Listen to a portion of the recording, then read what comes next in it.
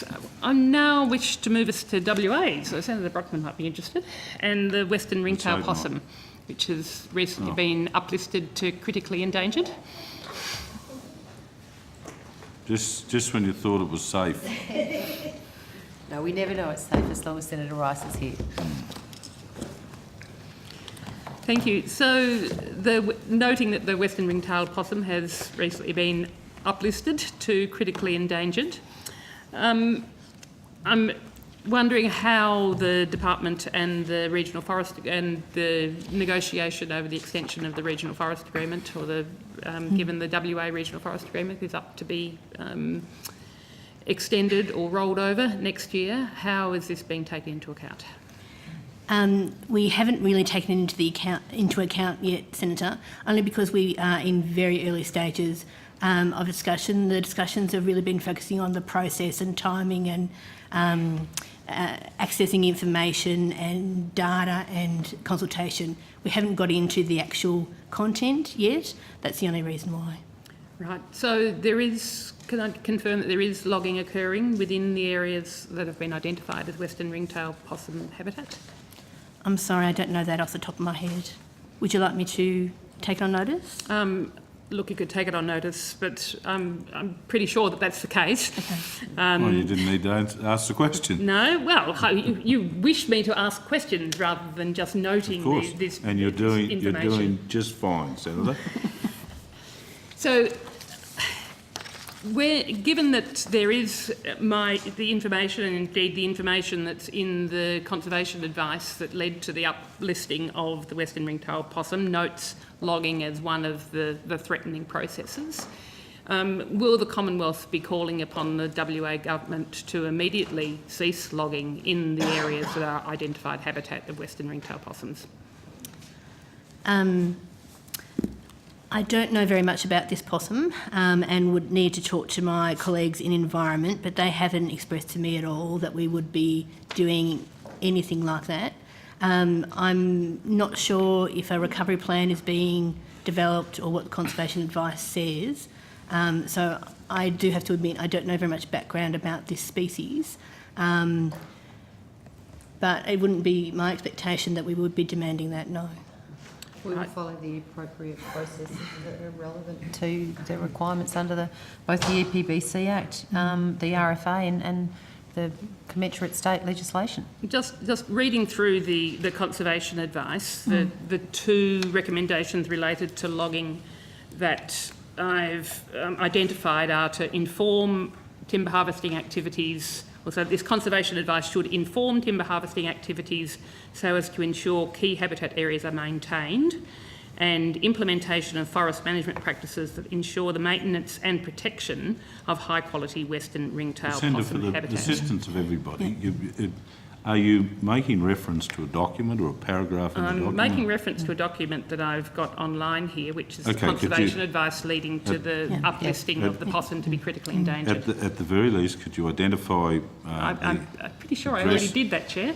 I'm sorry, so you've identified the IP address for that to this committee since I've been sitting here? I've identified that that's the document that I'm referring to, Yes, so the conservation advice leading to the uplisting of the Western Ringtail Possum to be critically endangered.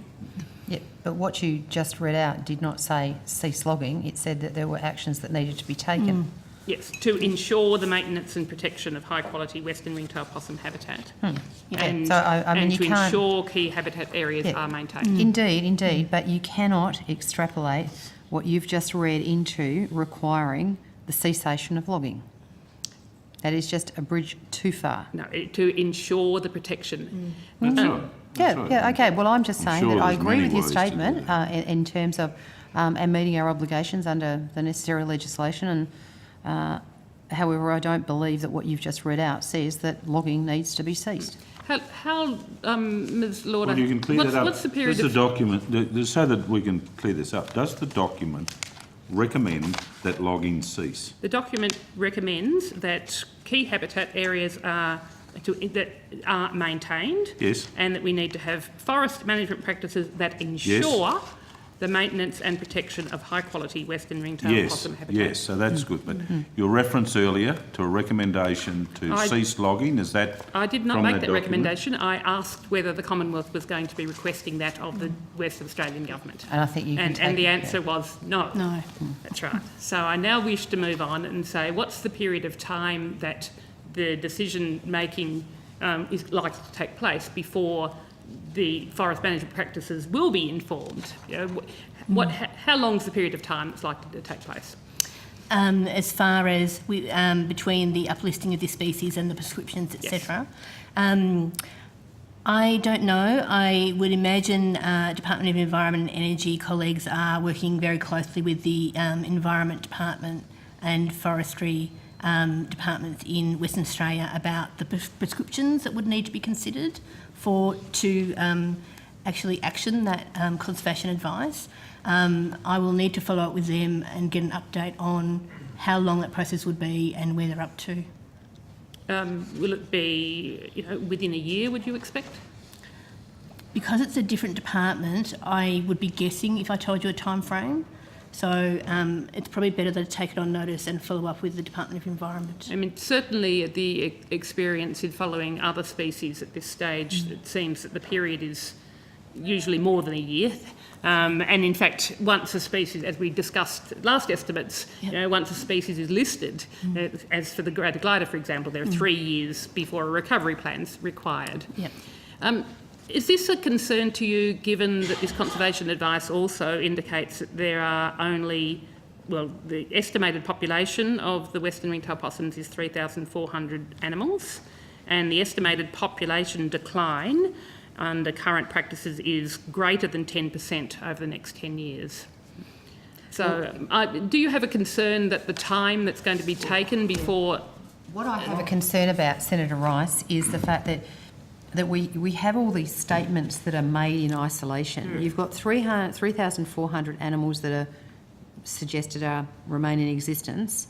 You've got an area of reserve that this is obviously the habitat that these animals live in. There is a small percentage of that reserve that relates to forestry practices. So we just need to be careful we're not conflating one thing with the other. I don't have all of the information, and I certainly don't have sufficient information to connect all the various parts of what you're saying to come up with a collective sum. You just plonk these things out there. I would like the opportunity, if I could, if you could maybe give me the entire chain of events and to give me the opportunity to be able to assess what you're saying, because any response that I give to you now will be a response on only part of the information that I would need to make an informed response. So I'm finding it very difficult to follow your chain of questioning here, because I don't know how many of those 3,400 animals are living in the area that potentially could be logged. I have got no idea how much of the pristine, sort of high-value habitat that you're referring to exists within that area.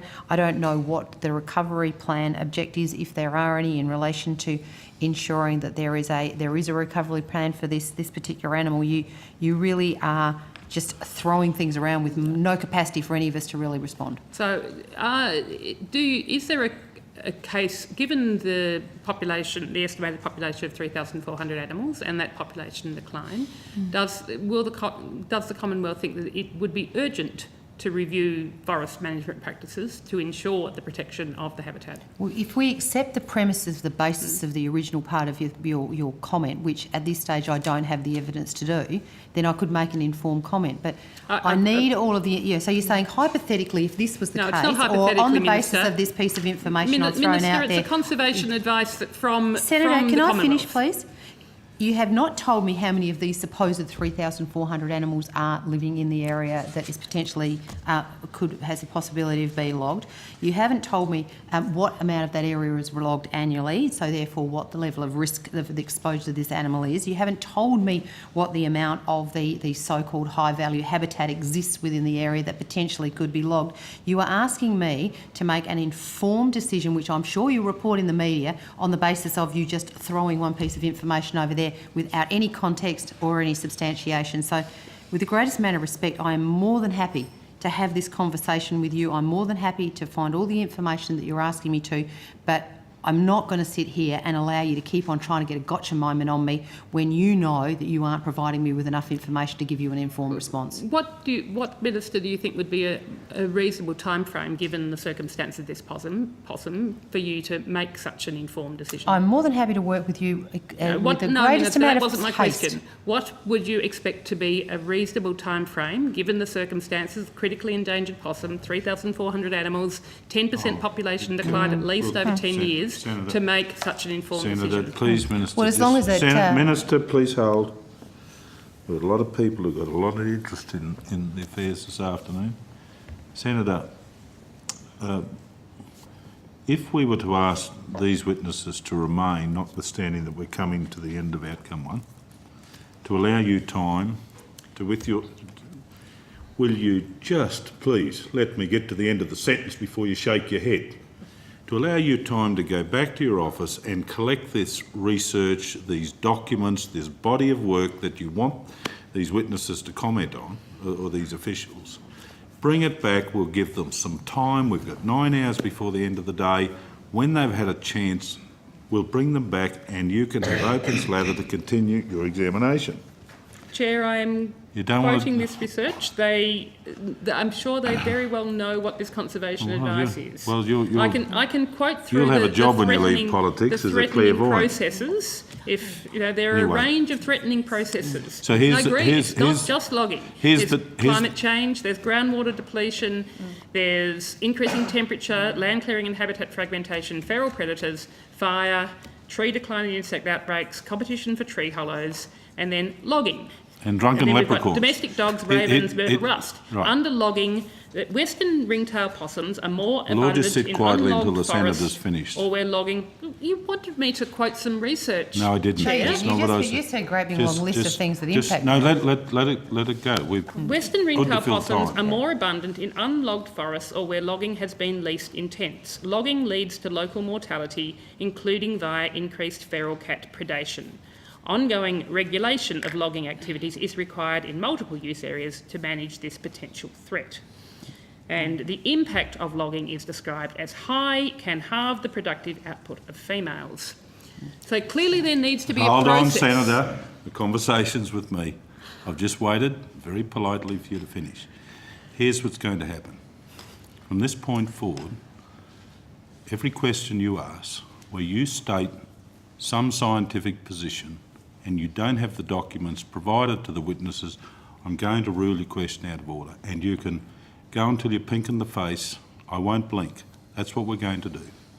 And then we're going to move on so we can get on to other parts of estimates. So, Senator, you have the floor.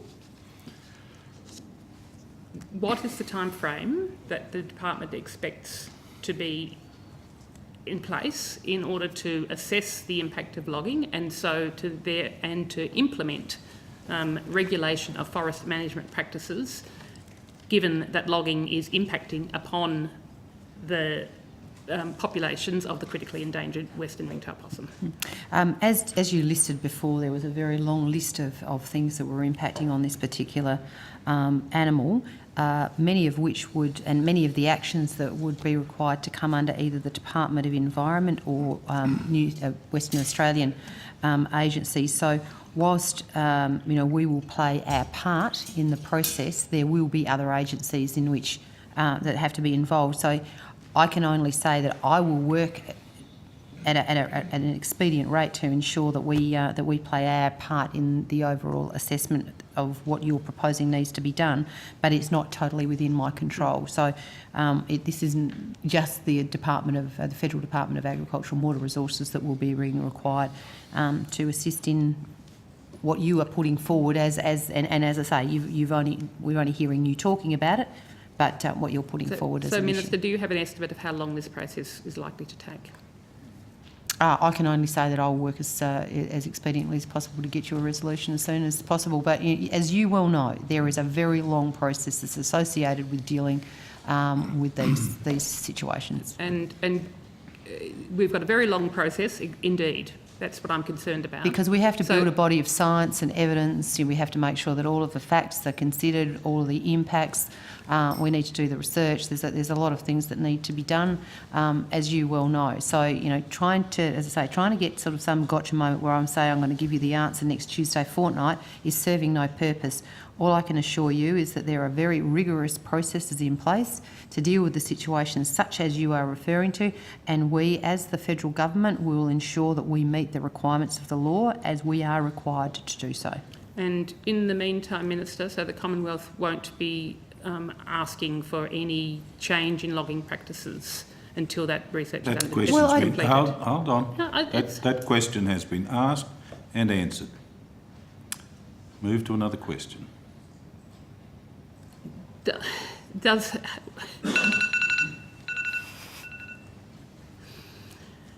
the Commonwealth won't be requesting any change in logging practices in the meantime until that research is completed? Once again, you're verballing me. I have said that there is so much information that's missing from this conversation that I am not in a position to be able to make any informed response. So when I have all that information, when I have obviously spoken to my counterparts in other agencies, there may be other agencies that have got imperatives that sort of override what we're proposing to do because of EPBC requirements. Whatever it happens to be, you are asking me to make definitive comments without all the information before me. I am not going to do that. So please just give up on it, because I am not going to give you an answer to something that I have not got the information within my realm to be able to give you that answer. Thank you, Minister. I'd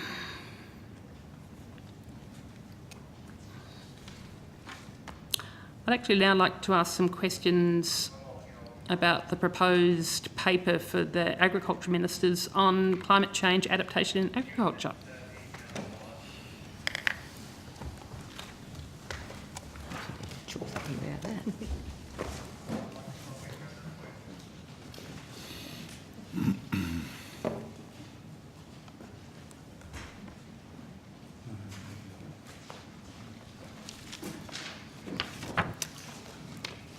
So this proposed paper for climate change adaptation in agriculture, in the release from Minister Littleproud, it was mentioned that the paper would deal with the following matters. So can I confirm each of them? So one was potential climate change scenarios and impacts over time.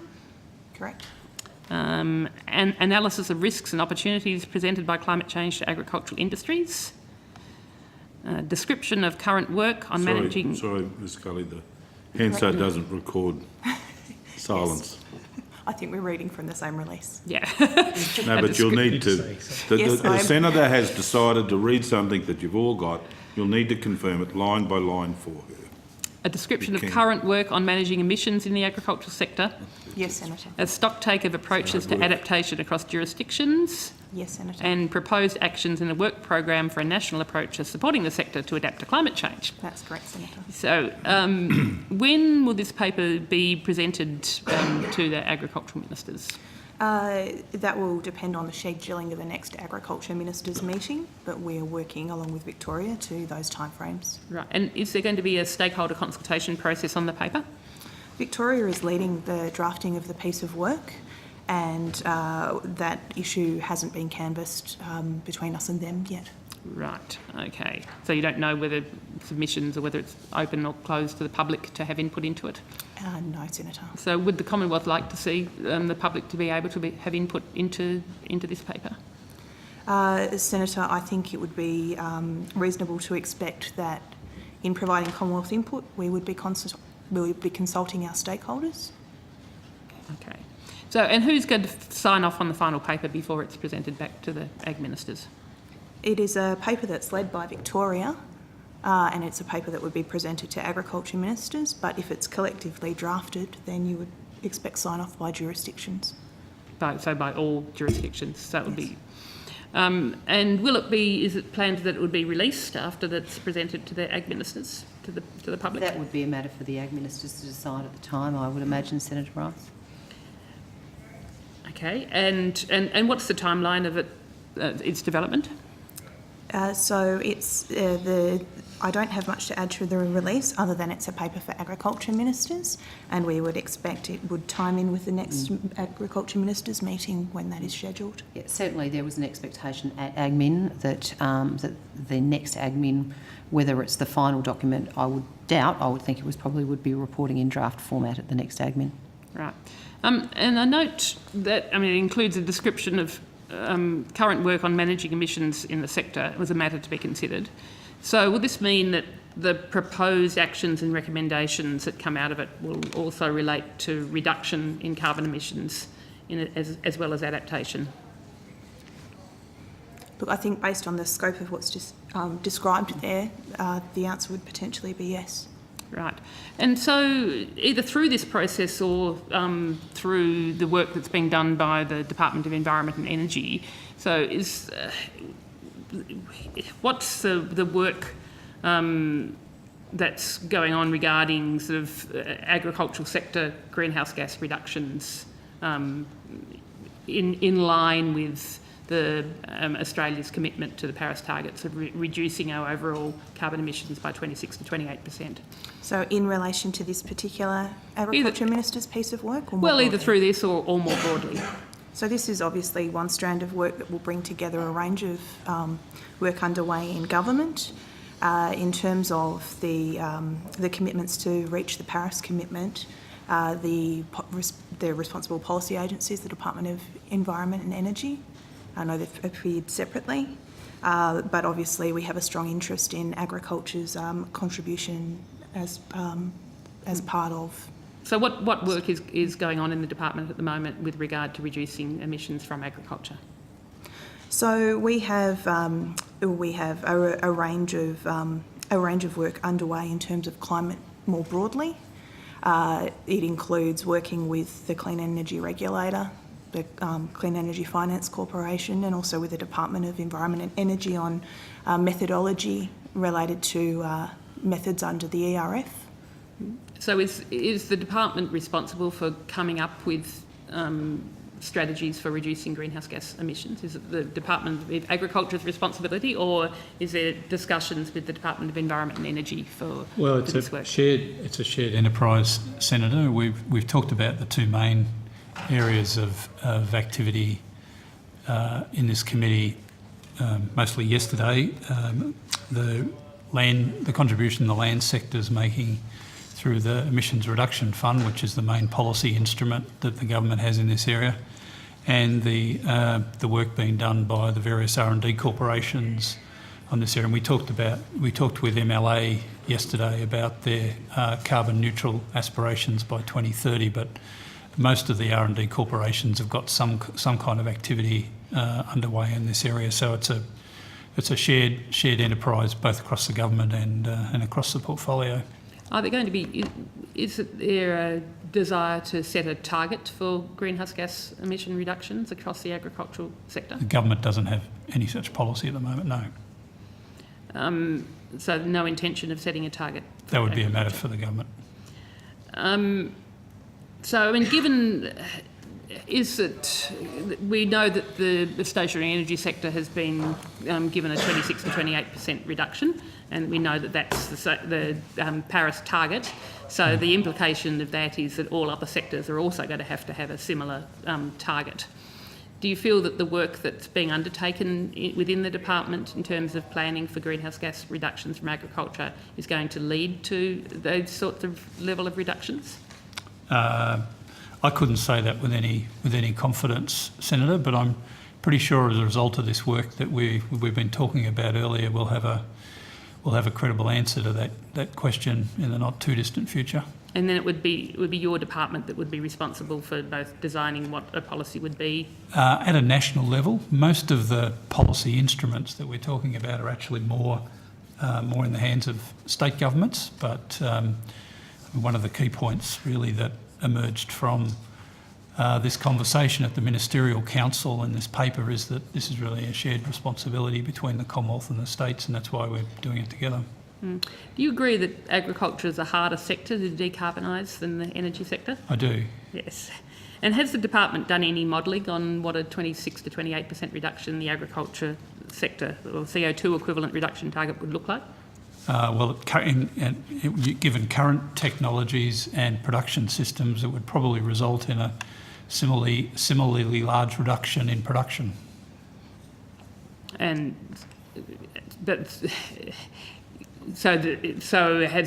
you done any work as to, I mean, given that would seem to be an unacceptable outcome to reduce production by that much, I presume that wouldn't be a strategic direction that the department would be recommending. Of course not, and hence the need for R&D and new technologies and methods.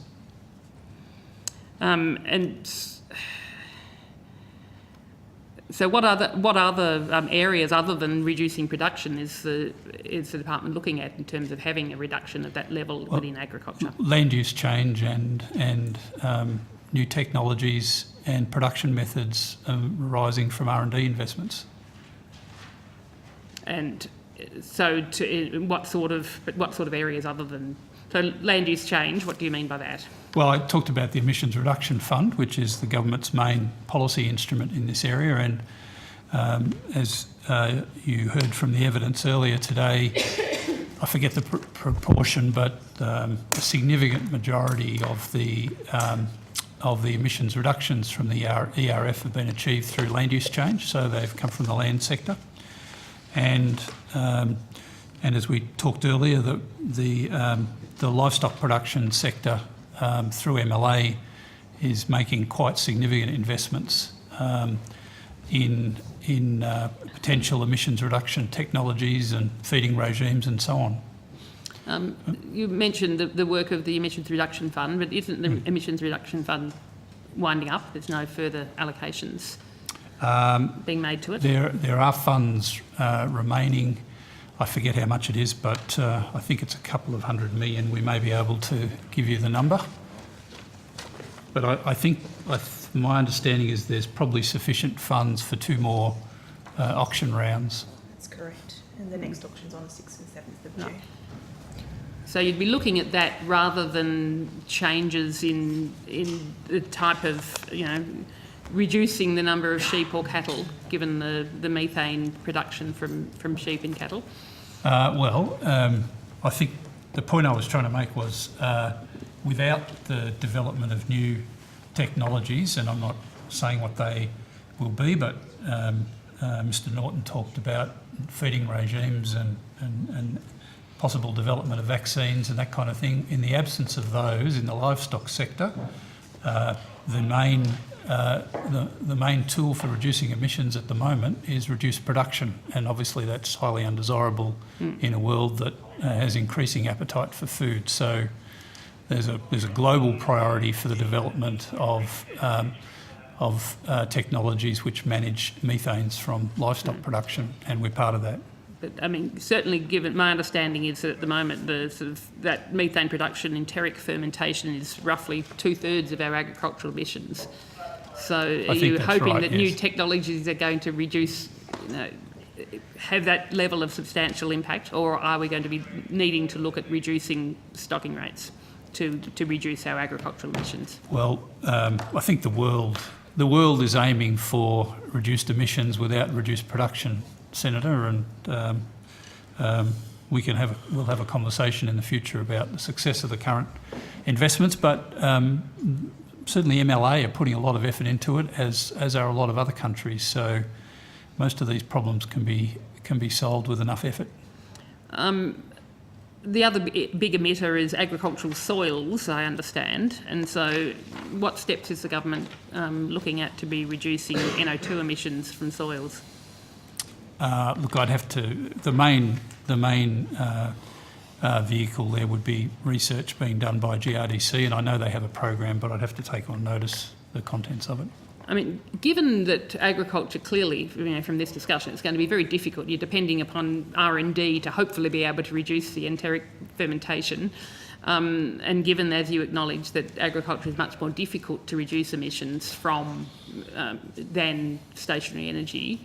Do you think from an agricultural perspective that in order for Australia to meet its target, that it would be a more appropriate thing for stationary energy to actually have a larger target and for agriculture to have a lesser target. That'd be a policy matter for the government, Senator.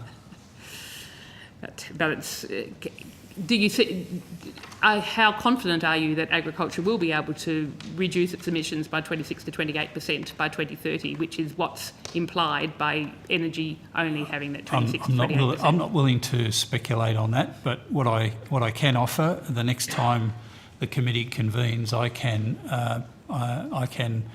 provide the relevant people in ABARES to give the committee a briefing on exactly that question you've asked, because it is an important question, there's no doubt about that. Thank you, Mr Quinlivan. Thank you, Chair. Senator Rice. Thanks, Chair. Yes, look, I wanted to continue on asking some questions about the renewal of the regional forest agreement in New South Wales. And I've been referred to statements from the New South Wales Chief Scientist, who stated that in a report into the declines of koala populations in New South Wales, that there was insufficient data to assess whether logging prescriptions to protect koalas work. And so I'm wanting to know what steps the Commonwealth is going to take or has taken to investigate the impacts of logging on koalas, which, as we know, are of course are EPBC listed species, and to determine whether the EPBC accreditation is warranted prior to rolling over the regional forest agreements. So I heard you ask this at the Environment and Estimates, and I think it was taken on notice by the Kylie Jonathan. so she took that question on notice because Environment, obviously, the Department of Environment and Energy are responsible in this area. So she was going to look at what investigations had been taken place and what they'd funded, and your other questions related to the EPBC Act and koalas. So you aren't able to answer them because the other repeated refrain through my questions of the Environment Department was it's the Department of Agriculture's responsibility to be looking at issues related to the regional forest agreements. I did hear them say that very regularly, yes. Yes. But on the koala front, they're working on the recovery plan and have funded some research and some analysis, and so she did take this one on notice. Given, there is so much evidence that koalas prefer large trees and intact mature forests, and given the steep population declines in the northern forests of New South Wales and the lack of data... Well, Senator, again, you've just made some statements that may well be contested by these officials and many people. I think you need to establish that. So I think you need to ask the official what her knowledge is of the decline of koalas. No, Senator, I'm making a ruling for you to follow. So establish the basis and then ask the question. Yeah. There is whatever. there. I can quote the research. Hold on. I don't need any assistance in this regard. Senator, establish the basis for the question, and then you can ask the questions. Chair, I can ask my questions, I'm sure, in the manner which I wish to ask my questions. You can, and I can rule them out one after the other, and I will. So ask the question of Ms Lauder to establish the basis of her knowledge. Ms Lauder, do you agree with the evidence that koalas prefer large trees and intact mature forests? Which evidence would that be? I must admit I haven't really looked into what koalas prefer, so I'm not aware of it. There is significant scientific evidence which, if the chair would like me to table, I would be able to do that, but I don't have that with me this afternoon. Well, you didn't know you were going to inquire into this at estimate, Senator? I don't usually have to have the backing of all of my scientific evidence with me at my side in order to ask a question. No, please, Minister. I will bring it next time Senator, if that's what you're insisting upon, Chair. Look forward to that, Senator. Right, I look forward to bringing it. I can bring you a whole library of the scientific evidence of the impact of logging on threatened species, whether it be leadbeater's possums, whether it be greater gliders, whether it be western ringtail possums, whether it be koalas. Fortunately, the evidence is it's your time you're high. taking up, so you can continue as long as you like, and then I'll speak to you, Senator. Senator, please. Senator, please, and Minister. Senator, if you want to ask a witness a question, you can't go on with this introduction of your view of the planet and then ask them if they agree with it You're You talking do about... it all the time. You're talking You about... do it all the time, Chair. When you're ready, are you fine for me to continue? Could I No, perhaps Minister, answer- please, no, please. You don't want me to answer the question? So, no, I don't Oh, at this stage. okay, all Senator, all I'm asking you to do is if you're asking the witness to agree with some scientific study, that you particularise the study, provide them if you have it so that they can assess it and then make an answer to your question.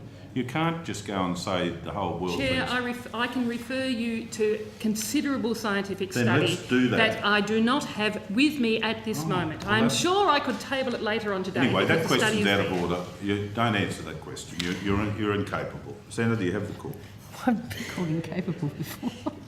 Well, it would be nice to know if they're aware of it, and the senator could clear that up, but she's declined to do that. Well, I was asking whether they agreed that there was evidence that koalas prefer large trees and mature forests. Are you aware of that evidence, Ms Lauder? Well, neither of us are. Are you aware of the evidence of sharp population declines in the north coast of New South Wales in koala populations? Certainly has been the subject of much media discussion. So do you agree that there have been sharp population declines of koala populations on the north coast of New I South don't Wales? have the evidence before me. As I said, I've seen significant media coverage of the issue.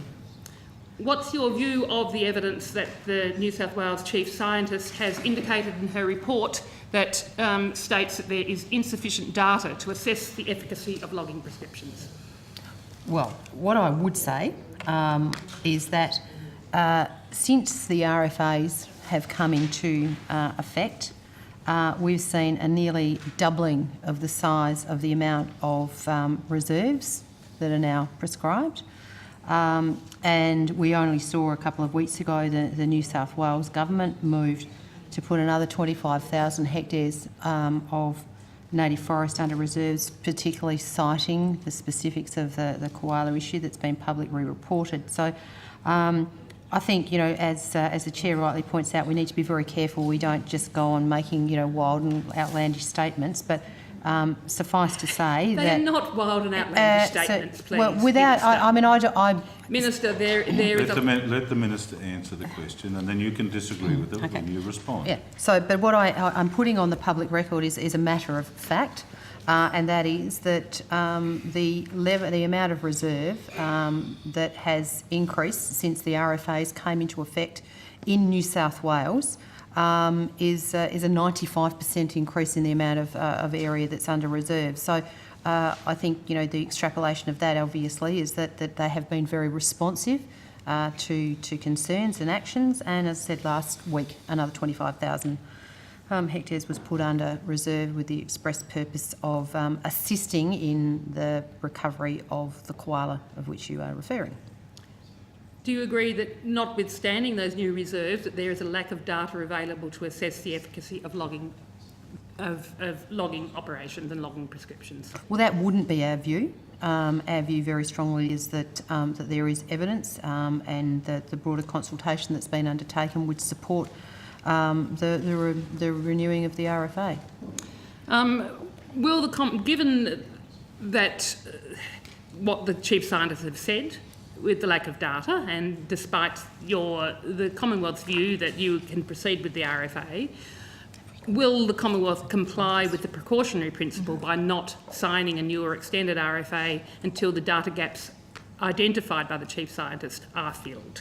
Well, first of all, I'd like to have the opportunity to have a look at what the Chief Scientist has actually said, because as we all know that, you know, selective reporting of data and science sometimes has the direct opposite impact of actually creating greater uncertainty and unsurety in the environment. So if you would do me the service of allowing me the opportunity to have a look at the information that has been published by the Chief Scientist that you're referring to, and then I'm more than happy to make a comment once I've informed myself. So you were questioning the New South Wales Chief Scientist? No, That's yes. outrageous. In fact, That's outrageous. actually, Chair, I would like to take offence to the comment Yeah, because it's outrageous. that is a complete misrepresentation of what I said. What I said was I would like the opportunity to have a look at what the Chief Scientist has said in full, because obviously you were selectively picking out pieces of her report. You couldn't possibly have time to read it all into Hansard. I'd like to read the report and her comments in their entirety, and then I'll pass my judgment as to whether there is other other impacting information that needs to be taken into account and my view on it. But at the moment, I think my view is uninformed because I haven't read it.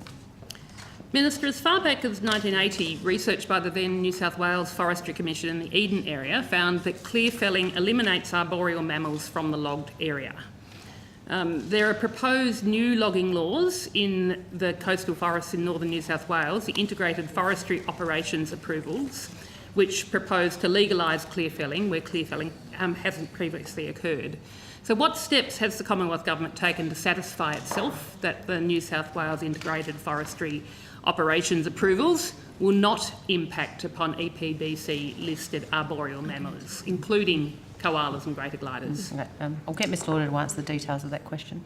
Senator, we're still in the process of working with New South Wales on the extension of the RFA.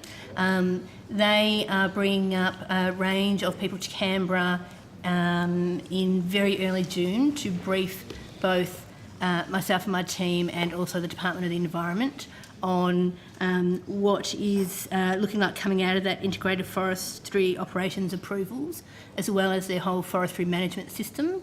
And we have a range of questions on everything from threatened species to compliance to sustainable yields of timber, etc. So that's one of the key things we're doing to make sure that we clearly understand it and have the opportunity to question it or get confirmations, and that will be done while they're still consulting on the IFOAs.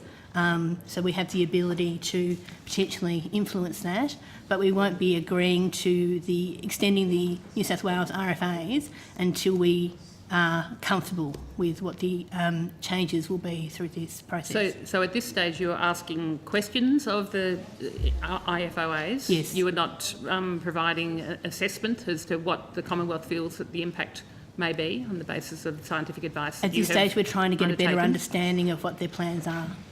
Would you be able to table that those list of those questions that you're asking of the New South Wales IFOA?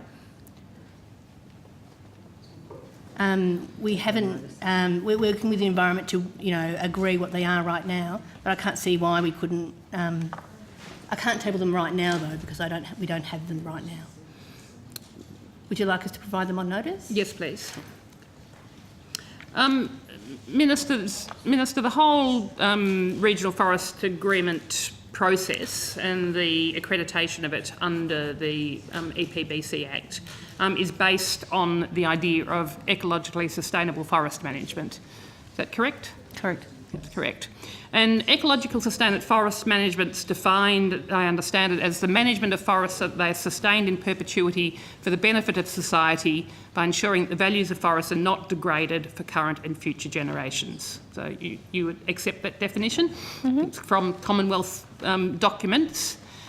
Given the evidence that we have about what the impacts of logging have been on forest species like koalas, greater gliders and the large forest owls, given the reduction in carbon stores that logging of old forests in particular causes, the reduction in carbon sequestration, the negative impacts on water supplies and quality, what steps has the Commonwealth taken to investigate whether the New South Wales logging regime is actually ecologically sustainable forest management?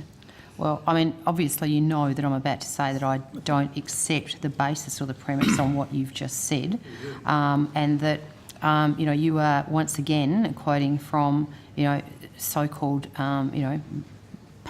mountain of science that supports your position. Yes. Is contrary to, it's contrary to much of the evidence and information that's before Senators, me. Just asked before if we could have civility across with each other while we're doing this. Minister.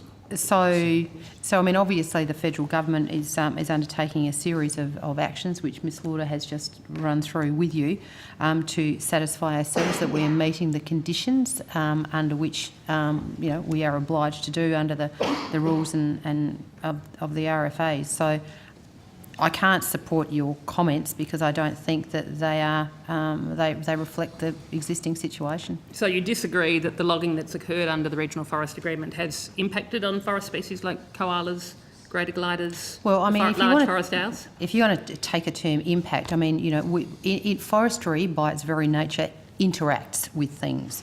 What I am saying is that I don't believe that I have before me science that has that supports the fact that forestry has had the major impact on these particular animals that you are purporting that it does.